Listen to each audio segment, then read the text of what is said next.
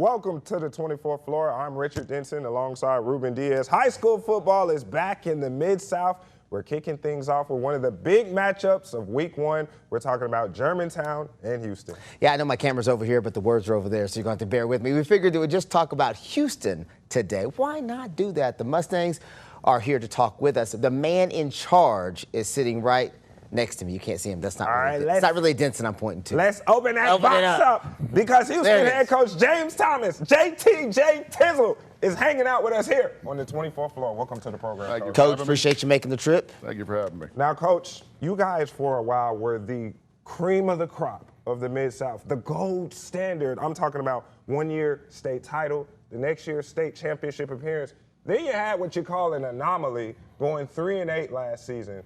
Tell me about all of that, you know what I'm saying? That's a tough opening question. First of all, we just the hard-hitting stuff, man. When you look back at what went right, what went wrong, why did you call it an anomaly? Well, look, you know, a lot of people don't realize when you're making schedules and this and that those guys do graduate. Yeah. Okay?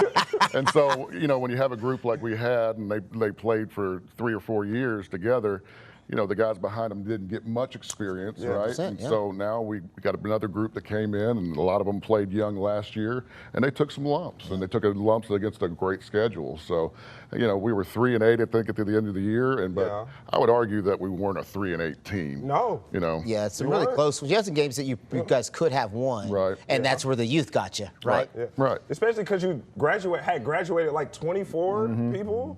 So I'm glad that you said the 3-8 thing because your week one opponent, Germantown, week one, they smacked y'all last year. Right. But then in the rematch, you smacked them. Right. And then I'm looking at it, I was like, now where was this Houston Mustangs team? Well, it's funny because this rivalry has kind of done that a couple of times where the regular season winner has come out and not performed well, and then all of a sudden in the playoffs, the other one wins. It's kind of trended that way. Where it matters. Right. You know what I'm saying? You can go back, well, it don't matter. Because when it counted, win or go home, y'all went home, we were still playing. I like to pride ourselves on, you know, playing our best football in November. And Absolutely. so, you know, I was really proud of that team, how they kept stuck with it and, you know, learned a lot during the season and then came into a place like Germantown who had a lot of success during the year and took care of business. Well, so you mentioned the fact that you know the team was young in the previous year because of all the graduation, and that's something that really happens in football, probably more so than any other sport, because that age really matters and the size, maturity matters. How excited are you for this year's team now that you've already taken your lumps, and now you feel like they're more ready to more prepared to play? Absolutely. You know, so a lot of the skill was really young, and some of the line was really young. But now I feel like we have a veteran group up front, and the Which quarterback matters. Right, absolutely, it matters. And now we have a couple sophomores in the backfield, Cannon Day being the quarterback, and he's the year from then and now, he's a totally different kid. And I think you'll see that on Friday nights. And then the running back, Rodarius Robertson, you know, he got some carries last year, but now he's the guy, and he's going to try to do it, you know, make a name for himself. Now, you and I have a mutual friend who we will not mention on this air, but he is the quarterback whisperer. That's he told me that Cannon Day is going to be really, really good. And I trust this dude's words, so I think you're in good hands. Absolutely, absolutely. The Day name is just good. It's just almost like it's historic in Houston because, you know, his brother was a hell of a quarterback for you guys, and now Cannon, he as a sophomore, you just kind of threw him into the fire. It's like, you got to go do something. And he performed. About 1,000 yards passing, 15 touchdowns. Pretty solid on the ground. I think more than 600 yards rushing, about 5 touchdowns. So now I think I remember reading an article by our good friend John Varlas where you said he has something like he's throwing a new fastball. He learned a new pitch. What for people who don't coach quarterbacks, what does that mean? So, you know, I think last year there was a lot of pressing, right? You know, I'm the guy, and you know, he wasn't new in the offense, but he didn't know the little intricacies of the offense, and now he's got.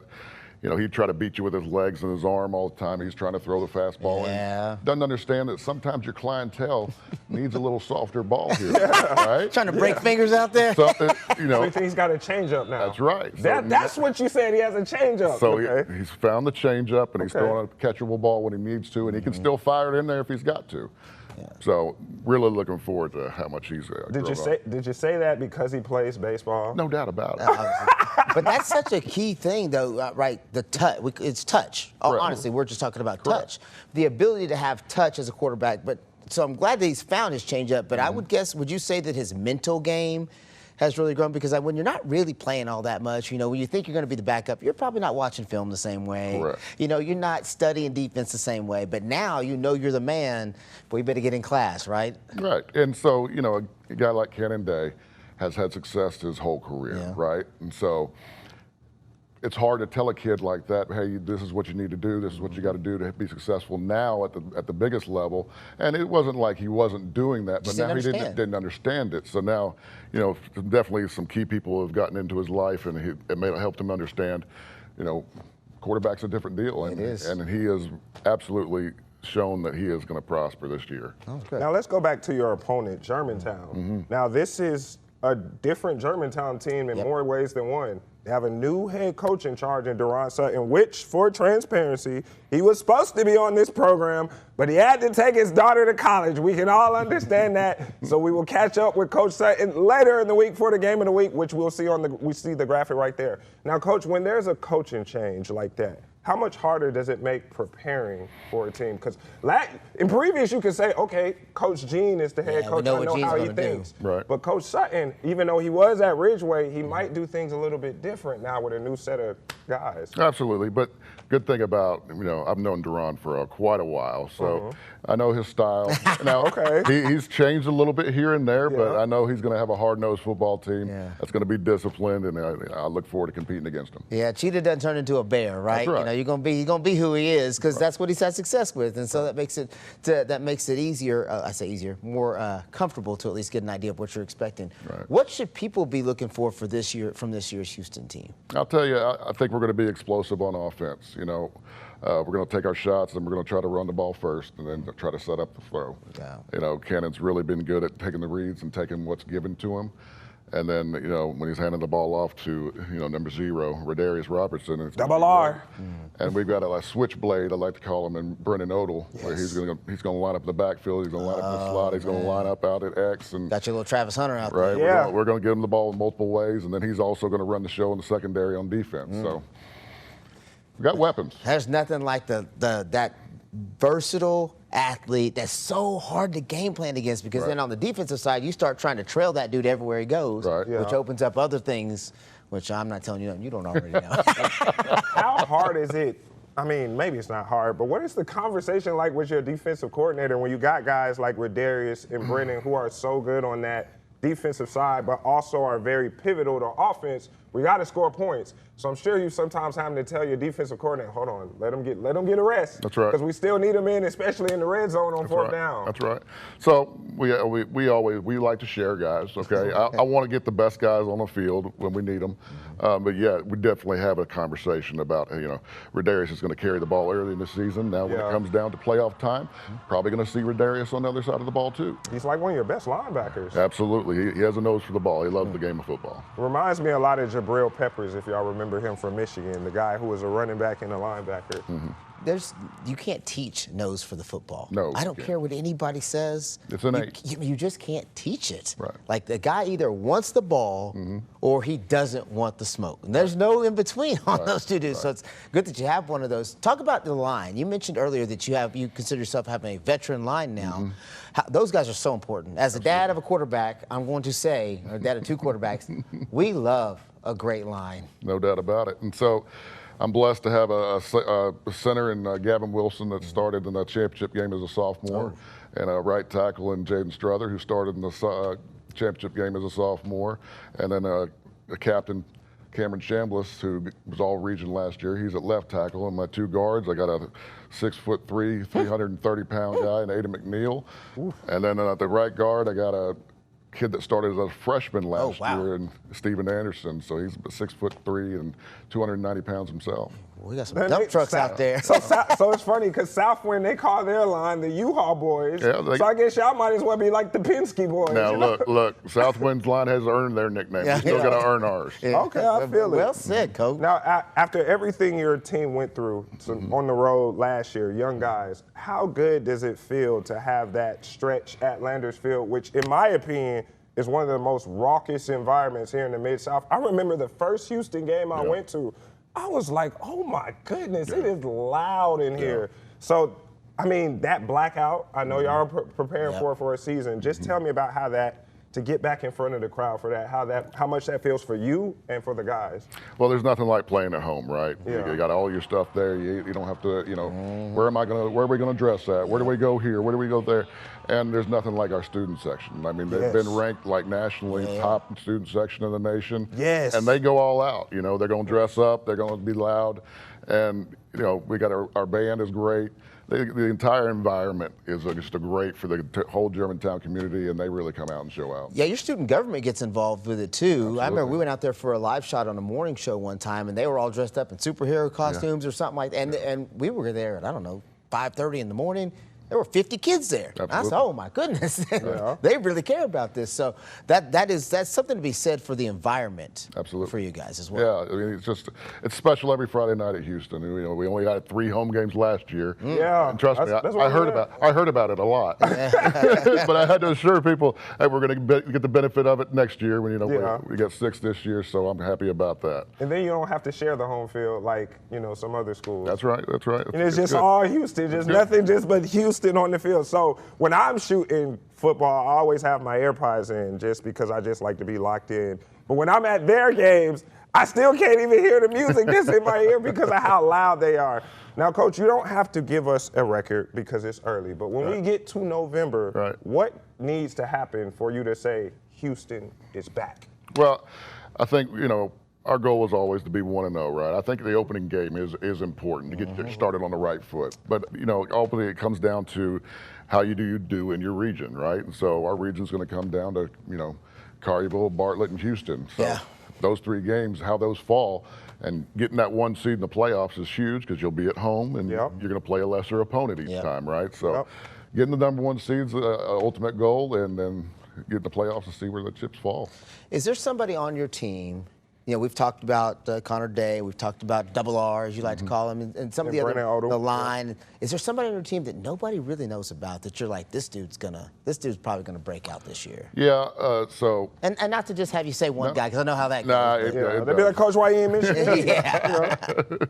So we got a little guy, Ian Chester. Okay. Oh, I know Ian. Good football. Man. I know Ian Chester. He's good. Ian is 5'4" and just a pound of muscle, but he is heart and soul. I tell you what, you ask him to do anything on a football field, he's willing to do it.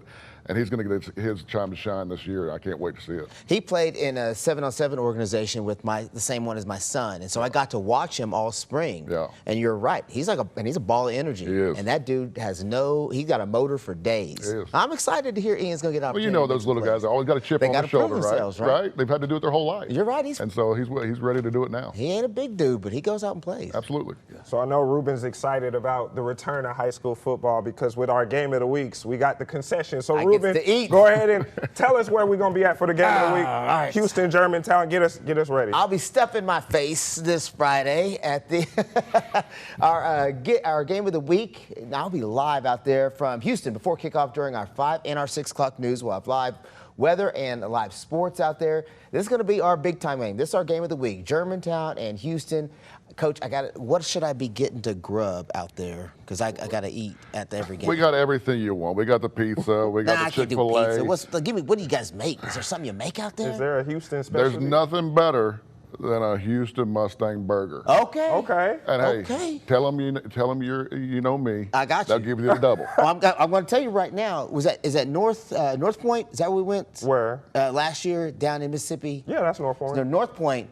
They have a burger, Coach. I'm telling you. It was either North Point or it was like Horn Lake. No, it was North Point. They have a burger. Yeah. So the Houston burger is going to get challenged by that North Point. I'm going to see what's up. Get the double now. I don't know if I can eat a double. And while we're talking about the game of the week with Germantown and Houston, that's far from the only week 1 matchup worth watching across the Mid-South. We got Melrose visiting Central. That will be the game I will be at with Cedric Wilson back for his 2nd stint leading his alma mater. The Golden Wildcats will look to avenge last year's loss to Major Wright and the Warriors. We've got Lausanne and Southwind. That was our game of the week last year. And like what we've been talking about with Coach, that game ain't even being played at neither one of those schools. It's being played at Germantown. So yes, while Germantown is playing Houston, their high school will be hosting Lausanne and Southwind. Both teams replacing major pieces, and Southwind moves on without two-time Mr. Football winner Kelvin Perkins, while Lausanne, they'll be without a Mr. Football finalist themselves because Thomas Hefner, yes, he was ruled ineligible after his transfer from Melrose. Elsewhere, we got Cordova taking on Craigmont at Raleigh, Egypt. Martin Westview facing Mace at St. Benedict. Man, can y'all just play our games at home? And Bartlett visiting MUS. Then on Saturday, they got the spotlight to themselves. Collierville will host East Nashville. A lot to keep an eye on as week 1 gets underway. A lot of good games. Some of the storylines are going to get altered after this first week because there's expectations, and then you kind of see how teams play out. I am very interested for your game because, again, the record doesn't show the potential that you guys have. So I think it'll be very interesting for you guys to be able to come out and kind of say, here's who we actually are now. Yeah. Coach, we appreciate you. Best of luck on you to the season. Thank you so much. I will see you Friday. Maybe trying to snag you for an interview, but definitely going to have you point me towards the direction of the burgers. Definitely. Oh, we're back. We are back. We are back. And from the high school game to the college game, we're staying right here in Memphis. Coming up, Charles Huff and the Tigers are getting closer to kickoff. We'll hear from Coach Huff and break down what's standing out as Memphis gets ready for year 1 of the Hef era. You're watching the 24th floor.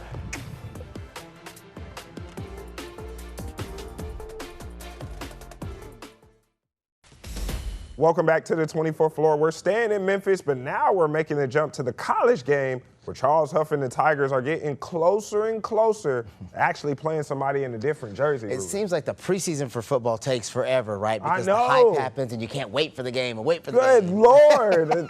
I know, I like football, but this preseason, show me some real games. It's getting there. Memphis is reaching the point of camp where the evaluation starts turning into decisions. You know, you start to get that depth chart lined out. Who's actually ready to play, who's going to need some time to continue to develop, and, of course, who's going to be the starting quarterback. That's always the most important thing. QB1. But before we get there, Huff says he already learned something important about this team. Doesn't know how many games they're going to win. His words, not ours. But he knows they're not going to be easy to put away. Take a listen. They're tough. I don't know how many games we're going to win, but it's going to be a dogfight when you play us. You know, you may beat us by 100, but we're going to keep getting up off the mat. That's the one thing. And I'm not just talking physically punching a wall. I mean, these kids have showed up every single day wanting to get better. You know, I said it early in the spring or maybe early in camp. We haven't had to kick them in the butt to get them to go. To me, that's a testament to the type of kids we recruit. You have to love football to play for me because it's hard. Ruben, I think that's probably the most Charles Huff answer possible. I don't know how many we're going to win, but you're going to have to do something to beat us. The fact he said you might beat us by 100, but we're still going to keep get up off the mat. I like Charles Huff so much. He's got that Rocky mentality. Just when he was hired, I didn't know much about him, just what was on paper, but hadn't really heard from him much or seen much with him. But just the more you hear him, the more you're around him, the more you're like, this dude just gets it. He's just a football coach, bro. He wants this team to have an identity before we even start talking about record. They have an identity, and it's toughness. It's that mentality and that toughness. Now they're not gonna get beat by 100, just so we're all clear. We hope not. We've seen some stranger things happen in college football. He's too hard-nosed, and their defense will be too hard-nosed to give up those kind of points. And he's so run-focused. Yeah. Usually teams that throw the ball a ton can give up a ton of points because you're not on offense a whole lot whenever you're throwing it every possession. When you're running the ball, you're managing the clock a little bit more. So I think most of their games are going to be dogfights, 30s, high 20s, low 30s, maybe high 40s will be high games. Now, we talked about this in our last segment with Coach Thomas, or maybe we talked about it off cam, about depth. Yes. And that is something that is a big question with this team. They have the talent, but the question is, do they have enough depth? Especially when you got a load of new guys and like what we're always talking about with the quarterback. What do you feel about the depth of this team? I think nobody knows until the game starts. That's the toughest thing about football. That's where football and basketball are a little different, right? So basketball, a dude can play and you say, oh, that guy can hoop, right? He's good. Football, it's so position-based in skill and drill work and even in camp that you don't know what the game is going to be like until the guys get in the actual game. And so you won't know about their depth until the games start going and you find out who's durable, right? Who can take a hit and keep on coming? Who can recover quickly? Because everybody's going to get hurt at some point. You may not be injured, but you're going to be hurt at some point. Who recovers quickly? I love that. Are you injured or are you hurt? Yeah, it's a difference. In I football, love that for sure. thing. Yeah. So to answer your question, I don't think anybody's going to know till the games start.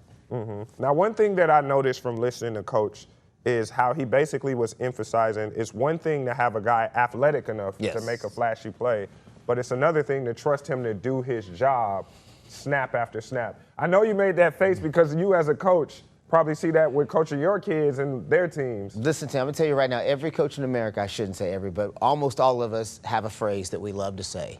Do your job. I tell people all the time, if you work for McDonald's and your job is to flip burgers, I don't want to see you with the fries. Just flip the burgers, bro. Whatever your job is. And football is so job-based.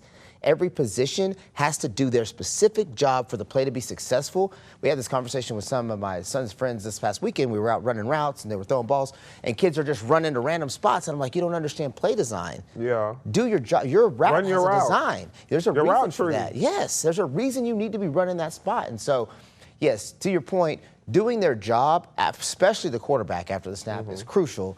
But I just don't seem – this does not seem like the staff that's going to let people play – buck wild. Yeah, and it's a lot of young guys on this team, especially with it being brand new. How much can we realistically expect those young guys to develop this year, during the year? Oh, a ton. They're going to develop a ton during the year. Yeah. Football's different in that regard that where every snap, every rep in practice is huge. So every rep in practice plus every snap in the game, right? So those guys who didn't get a ton or just coming in young, who don't have a lot of reps and snaps under their belt, those by mid-season, those guys are going to be like veterans because they're going to have played and experienced so much football in the first month and a half, more so than they had in the last 8 months, that it's going to get them where they need to be. So the snaps and the reps are huge. So I think the young team develops a ton before you start talking about, bowl season getting here. Now, all over college football and high school, these guys scrimmage a lot. A lot. And in the latest scrimmage for the Tigers, Huff did something different. Instead of just putting everybody on one field, he split the older and younger players up because he wanted the young guys getting real reps. Take a listen. If you do the old everybody's in one scrimmage, the threes or the fours or whatever you want to call them are going to get 25, 30 reps. Your ones and twos are going to get, 40 or 50. Well, I want to see what the young guys do with 50, right? Because what are they going to do when the play count starts to add up? Can they suffer well? Can they still communicate? Saying can they suffer well is crazy. It's true. Can they suffer? But I get what he means. It's easy to look good for 10 or 15 snaps. Well, especially when you're talking about guys on the line. Maybe not like a quarterback or a wide out or maybe even not even a running back. But you're talking about being in the trenches. Can those guys suffer well? Can they continue to play even when things start to get in the difficult? fourth quarter, in the second half, going into the deep water, as people like to say. What happens when you're tired? I love the fact that he split the scrimmage up. That is by far one of the best coaching moves I've heard in a while. I can't tell you, I am at a football field almost every day of my life at this point. And it drives me crazy when I watch a practice, scrimmage, whatever, and half the team is standing on the sidelines picking their nose while 22 dudes are out on the field working. And you got 17 coaches standing around watching it happen. Take those young dudes over there and get them some work in. It should always happen. Right? There should never be, in basketball we used to say, even when you're standing in line, you should be dribbling a ball, right? Because there's never a wasted second. But football doesn't have that mentality, so I'm so happy to hear that he did that with those other guys because, to his point, they're going to go back and watch that scrimmage film. Those coaches are. They're going to watch the scrimmage film of those threes and fours. They might not be the younger guys. They're the threes and fours, and see who played well. And that's going to give those threes and fours opportunities for a couple of things that people don't think about. It's going to give them opportunities to earn reps in the game. It's also going to be film for those guys who maybe don't get to play. You think about that? They got full scrimmage film that they can use if they have to get into the transfer portal. It's funny you say that because I remember, even when I was in high school, I would talk to coaches and then we would talk about playing time and stuff like that. And it was like, hey, even if you don't get the game footage, that show me your practice footage because that also matters as well. Because you're right, guys who maybe don't get as much PT or much shine, that, like you said, that film on the tape in practice could still be good and they still end up landing where they want to be. Yep. Now, I know what we talked about with Coach Thomas and what we seem to always talk about when we talk to coaches about going 1-0 every week. That's a coach thing. So does this feel like Huff preparing to go 1-0 every week for September, or is he trying to build a team that gets better as the season goes along? Well, going 1-0 every week helps you get better. Yeah, by the time the season goes, because all you can really do is control right now, right? Yeah. You can only control what you have right in front of you. So coaches, particularly football coaches, are very much in that we're just trying to go 1-0 this week because there's so many variables. I don't think people understand, like, in football, there's so many variables to how a defense can play. They can line up looking one way and shift into something different. And the quarterback has to make a decision in a split second. And the running back has to read a hole in a split second. And a lineman has to catch a blitz, you know. And there's all these different variables that you can't account for because it's just too many.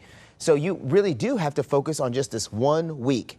Can we get everybody locked in for their job, their assignment, for our game plan for this 1 week? We win this 1 week and we perform well. We learn to do our job. Then next week, everybody already understands how to do their job. We're just adding to it. So every week, you're just adding to the concept of getting better based on your previous performance. The flip side of that is if you don't do your job well and you go 0-1 on that week, then that next week you've got to restart that clock and restart that process of how do we get to 1-0? How do we get everybody locked in on their job so that we can get that outcome that we ultimately want? So football coaches, I think Coach Huff is most definitely preparing them for long term, but you can't do that in football without going 1-0. What's your long term if you don't win? Exactly, laying the foundation. Yeah. And obviously we know in football the foundation usually always starts at the quarterback.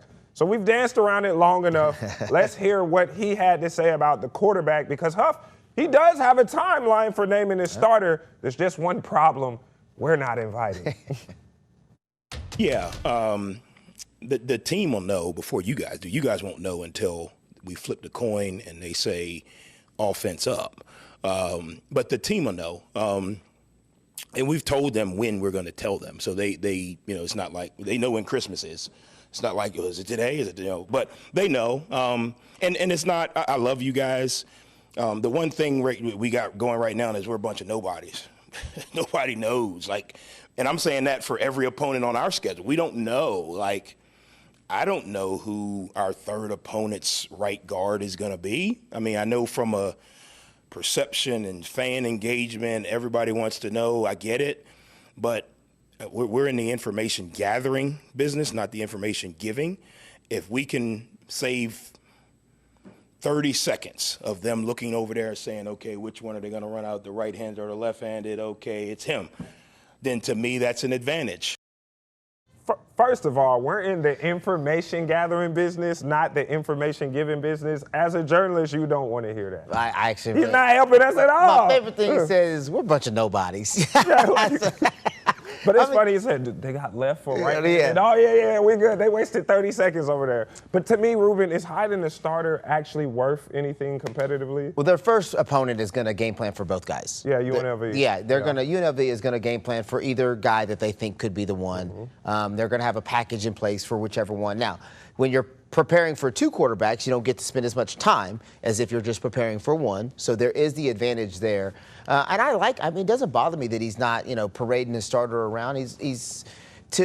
To me, it's kind of like this family. They're creating this tight-knit bond family, just Memphis football right now. Like, hey, that's family business that we're not telling everybody right now. We're going to tell y'all when it's time, but right now that's family business. And I have no problem with that because football is such a family environment when you're playing football like that. Now, I should probably understand this because I'm a Falcons fan and both of my quarterbacks are left-handed. But you know what I'm saying, do you think, what's the difference between preparing for a right-handed quarterback and a left-handed quarterback? Just the comfort traditionally of how the quarterback moves, like where are they most likely to roll out?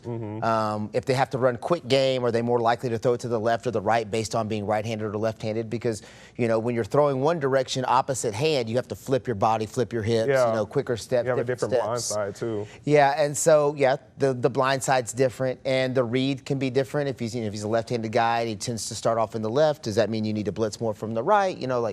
But the biggest thing will just be those quarterbacks, their biggest differences probably aren't going to be which hand they throw with, but more how they make plays, right? If a guy is more apt to run, as soon as he feels the pressure, then that's something you got a game plan for. If a guy's going to stay in that pocket and deliver no matter what, Chad Henning, then what was his name? Is that right? What, Chad Henne? Cool. No, Memphis' old quarterback. Oh, Chad, Seth Hennigan. Seth Hennigan, yes. I was about to say Chad I was like, Chad Hennigan is an old school quarterback. Yeah. So Seth Hennigan was more prone to stay in the pocket and deliver, right? And so when you have that kind of quarterback, you're game planning a little bit different. So I think those are more of the differences that most coordinators kind of look for. But yes, left hand, right hand does have some variances. So we still don't know who's taking that first snap at quarterback, as Huff has basically said, yeah, we're not telling y'all. Good for you.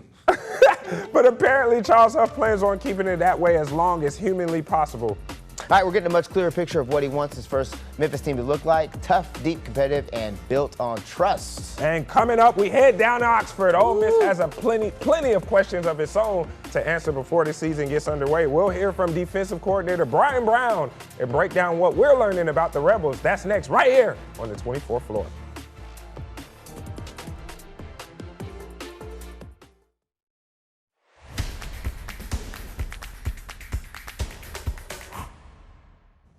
Welcome back to the 24th floor. We've talked high school football. We've checked in with Memphis. Yep. Now let's head down to I-55 to Oxford. Man, it's going to be bumping down there this year. Yes.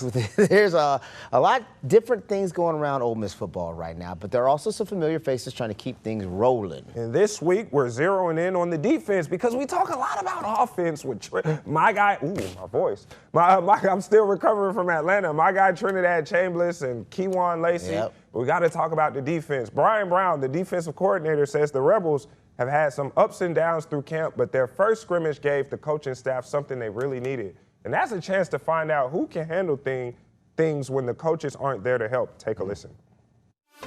Yeah, I think that first scrimmage that we just had, it was a little ups and downs. We played a lot of guys and was able to see the guys that we really needed to see that haven't really been in the environment, in the stadium, no coaches on the field and things of that nature. So we was able to see what we need to see, who can communicate without, coaches on the field, who can play and make plays, out on the field.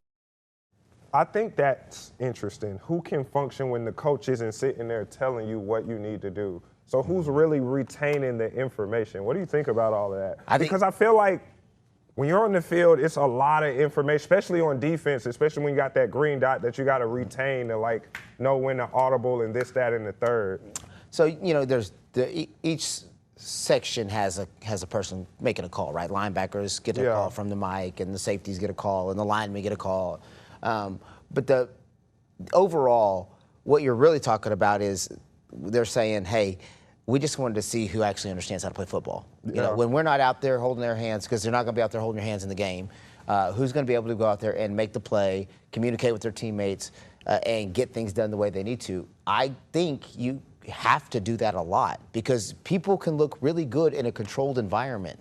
You can look like an All-American in a controlled scrimmage or a controlled environment where you're the linebacker hitting this hole that the running back is coming through. We want to see how you attack the tackling. That you can look great doing that.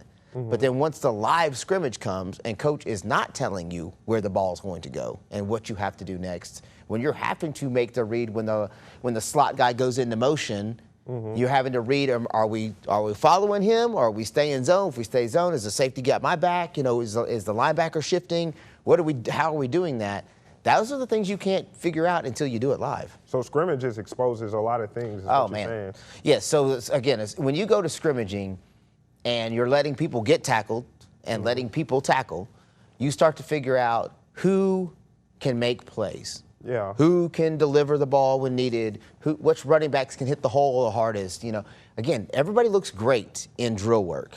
Mm-hmm. Drill work can be deceiving because you can look really good in drill work, but once you go live, then you get to see how everybody really handles the pressure. Now, I think with Ole Miss, a lot is made about their line and their linebackers, but a question mark for them that's always been something, especially like last season, corners, was their second. Safeties. Yeah, yes, corners. Their secondary. I remember I was at several games where corners they just get beat. So Brown, now he's the guy over that since Pete Golden has moved up to head coach. He says that secondary is still a work in progress and needs more consistency. But some injuries, Ruben, have at least created more reps for potential backups. And reason that's important, because remember, the leader of Ole Miss was originally a backup. So maybe Ole Miss has a hidden gem again on the defensive side that's a backup. Usually, you know who your dogs. Defense and offense are different in that way. You know who your dogs are on defense. It's not a question. The corners who lock in, lock up, and are aggressive on every rep, you know that guy's going to lock up every time. Sorry, I lost my IFB there. The safeties who read the play from beginning to end. I mean, those guys, that's not a mystery. Those guys are not a mystery. On offense, sometimes you can have a hidden gem because the guy just hasn't had a chance to carry the ball much, right? Yeah. And then he finally gets the ball in his hand, and you're like, oh, that dude can really run.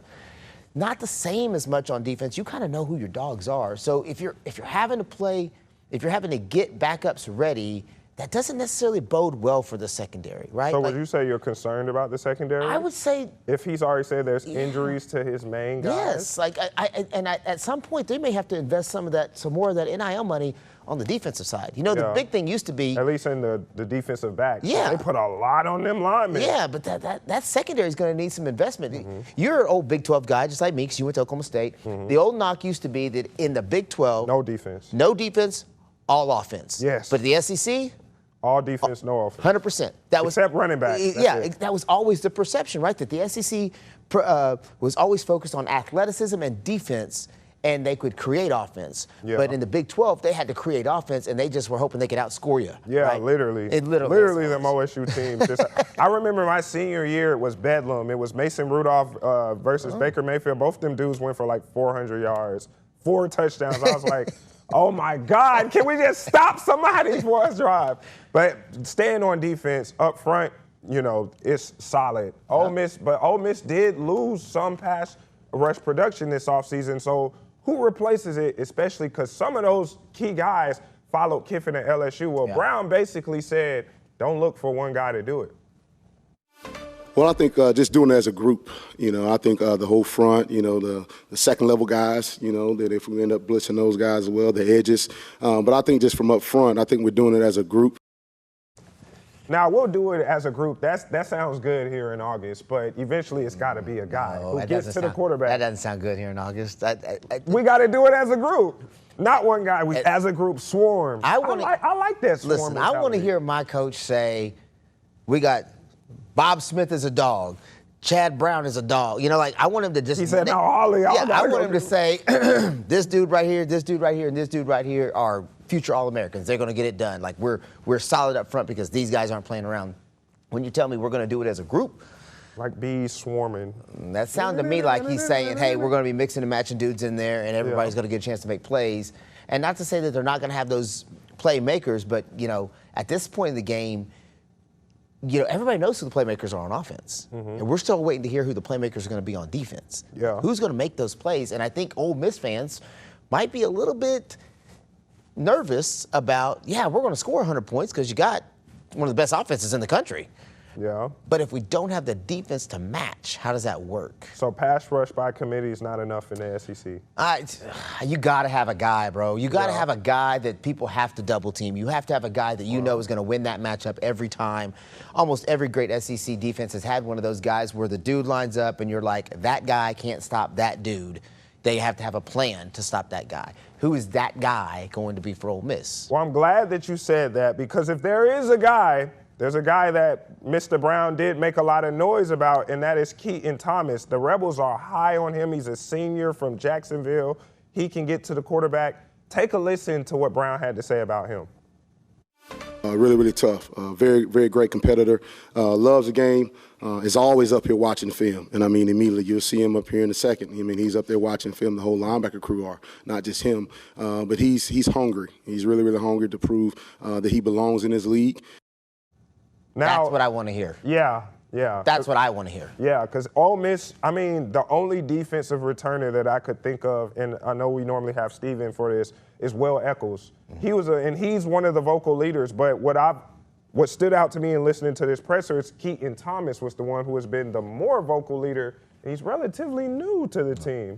Everybody's new to the teams anymore, right? So you I take the new and the old away. It's not like it used to be back in the day when we were watching college football growing up, which is, your guy came to your team and he stuck it out. Mason Rudolph was there his whole time, right? Yeah. It's not like that anymore. So a guy coming in, what sticks out to me in that soundbite is that he's in there watching film every day trying to prove that he belongs in the league. People that's what I want to hear. I want to hear, okay, we got a guy who wants to make sure everybody knows he's the guy. Mm-hmm. When you hear that, I'm like, okay, well, now we're going to be all right. Now you're going to be all right there because you got a guy. Now, you talked about the portal and how you kind of got to throw it out the window. How important still is vocal leadership when you bring in those portal pieces? Because, kind of switching it over to basketball, remember with Memphis basketball, Doug McDaniel ended up being the vocal leader, and he was the new guy, but it felt like it didn't hit the same because you don't know the program. So even though I like that he's talking about Keaton, and of course he did talk about Will, still at the end of the day, the locker room could be like, but you haven't been here, though, before, so why should I really listen to you compared to a guy who's been here? I would say that you probably have to look around the locker room and say about half of the guys haven't been there. Yeah. You know what I mean? If vocal leadership can only come from somebody who's got tenure there, then you're never going to have vocal leadership, because sometimes the guys who are there may not even be the best guys on the squad. True. A guy may be retained because he's a great kid, a good, backup who, always practices hard, has good grades, keeps the GPA up, that kind of thing. He could be up there for several reasons. Who in the world is blowing my phone up? But you bring in a guy who's going to be a playmaker. Most people respect production, especially in football, and in basketball too, right? People respect production. Use LeBron as an example. LeBron was a baby in the league, but his production allowed him to be a vocal leader. What are you going to say to the dude? He's putting up numbers. So to that point, if Keaton is up there producing, and he sounds like he's producing by putting in the work right now before the games have even started. He's in the film room. He's working out every time. He's encouraging his teammates to be in the film room with him. People follow that kind of stuff. You're going to listen to that. What do you think is the difference, and I had to make a note about this, the difference between collecting experienced players and actually creating a defense cohesively? Because you can put together a group of talented individuals and they may not gel compared to getting guys who feel with each other, can go together. I will just say, look at Memphis basketball last year. That will give you all of the answers you need. A group of talented individuals who never were cohesive. Yeah. Could never buy into what the coach wanted, could never do their job. It just did not work. So creating cohesion is a lot of what they do when none of us are around. When they're doing team activities and going to dinner and watching movies and playing games and playing PlayStation together. They're doing all that stuff when nobody's around to create that cohesion. And they usually do it in groups. The linemen are together, the linebackers are together, the secondaries together. So at this day and age in this game, you have to go get talented players and then teach them how to be cohesive to work under what you want. And I personally think that in this portal era, coaches have to be they have to scrutinize players more. You have to okay, you look great on film, but I need to find out, do you know how to buy in? If you don't know how to buy in, then you can't come here because you're not going to want to do what we want you to do. And initially, everybody's going to say, yeah, coach, I'm going to buy in for the right price. But can you really find the dudes who buy in? And if you do, then you can have a good season. If you can't, then you're going to have Memphis Tigers basketball from last year. You always got to find a way to throw shade at Memphis Tigers. You did not like that squad last year. I did not respect the way they played basketball and the way they played for Coach Penny. Yeah. I'm just going to say, you got a legend coaching you, bro. Yeah. You got a dude who knows everything there is to know about how to get you where you want to be. And none of y'all you can't even show up to practice on time? They having to find you because you ain't coming to practice? Why you getting paid? NIL world. Get out of here, bro. I got one more soundbite I want us to listen to, and that brings us to the bigger question about this Ole Miss defense. Now, last year they took their lumps, but the year before where they didn't make the playoffs was a generational, talented defensive group. That 2024 Ole Miss defense was good. I'm talking about, I think they only allowed 80 rushing yards a game, 14 points a game. So does this group have a chance to be as good as that group? Brown isn't ready to say that, but he's not ruling it out either. Take a listen. That group in 24 was really, really talented, and I think this group is, we have a lot of talent. I think we got a little bit more depth, especially up front. And I think secondary-wise, we got a little bit of depth as well. So, I wouldn't say that, right now, say, hey, they're going to be better than that group. we have a chance to be, for sure, if we do things right and we do our job and we execute at a high level. So once again, Ruben, 14 points a game, 80 rushing yards. That was second in the country. They led the country with just about 9 tackles for a loss and 4 sacks a game. That was third nationally. I'm gonna tell you one of the reasons. Generational. One of the reasons they may not be able to do that, be better than that, is because your offense is going to be too good. Yeah. When your offense is that good and they can score that often, then who's on the field more often? The offense. The defense. Oh, the defense. Oh, yeah, I get what you're saying. So that offense. But LSU was able to do it. Well, with the Joe Burrow team. What I'm saying is that might be what keeps them from being able to put up those kind of numbers. It's because the offense is going to be so good that defense is going to play, 2/3 of the game. That offense is going to be, Chambliss is going to have them scoring in 2 minutes, right? And so that defense is back out. So your depth is going to be important, and you're just more chances to give up points. So. It's going to be interesting. Ole Miss kicks things off in Nashville against Louisville. That will be our first look at them. We're still begging the bosses to send me there. We will keep an eye on that. But we've talked enough football for one show. Coming up, we're ending things the way we always do. The best, you get it. The best thing we saw. We just all losing our voice. We only got 4 minutes to do it. My voice is gone. His voice is gone. We got to make it count. Best thing I saw is next on the 24th floor.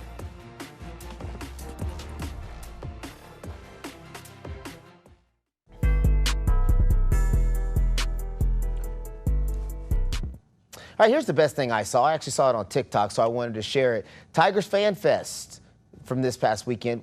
I was really. That was this past weekend? I believe it was this past weekend. Oh, wow. I was really impressed with the way the stadium looks, the people that were out, and just the idea that Tiger football is back. And it seems to have a different energy than it has had in a couple of years. Even though with Coach Silverfield they had success. Yeah. This has a different kind of energy.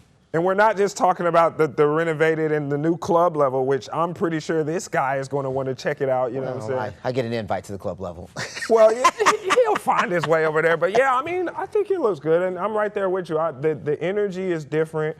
I do wish that the first game was like a more notable opponent, but sometimes maybe that's okay. I think it's a lot we're going to find out in that week 0 matchup with UNLV.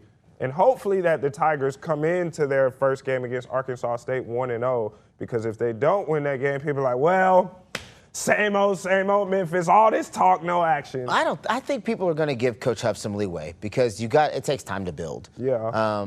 And it's not like winning early led to long-term success for Silverfield, right? For the former, they never won the conference. Unfortunately. You know what I'm saying? So what's a week 1 win, week 0 win mean if you don't win the conference? It's irrelevant. Yeah. So I think people are going to give them some grace, and I like the fact that Memphis seems to be getting behind Memphis football right now. Excited about it again. Kind of like when they beat Arkansas last year. You saw a resurgence of all right, we're back in this thing. And it was like.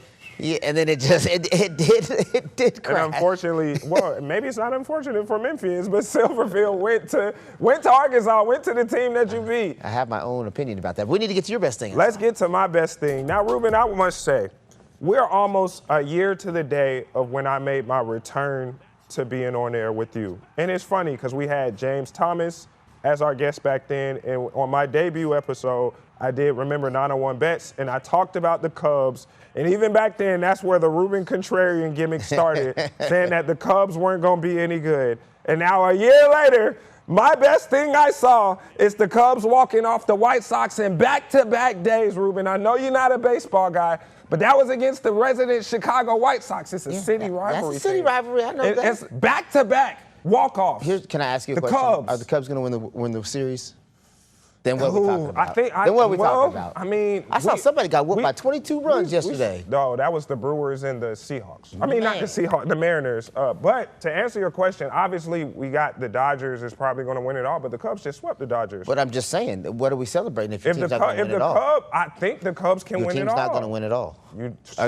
You just said you don't think they're going to win it all. Well, you just never know, So your team is not good enough to win it all. So what's a couple of wins matter if you can't win it all? The Cubs can win it all. They're not going to win it all. You just don't never know. know. And baseball is different. You don't never know. This team is peaking at the right time. I think they're 4 True story. games True back. story. I would love to see the Cubs win because they're one of those teams that just has had so much misery. One of those franchises. They won in 2016. Yeah, but they've had so much misery over the years. That's the highlight of my sports. The poor dude with the glasses catching the ball. Oh, Bartman? Yeah, that poor guy. Just that too much of that kind of stuff over the years. So I would love to see the Cubs win it. I know my dad would. I mean, the reason why I'm a Cubs fan is because of my dad. I know I'm from Atlanta, and, I was rocking with the Braves, but it's a whole nother story I don't feel like getting into on this show. We ain't got time for it anyway. We do not. That will do it for today's episode of the 24th Floor. Shout out everyone who made today's show possible, especially our guy behind the scenes, Andrew Pollard. Growing his mustache. Yes, remember, check out his work on that high school football special, especially the Nat package to return.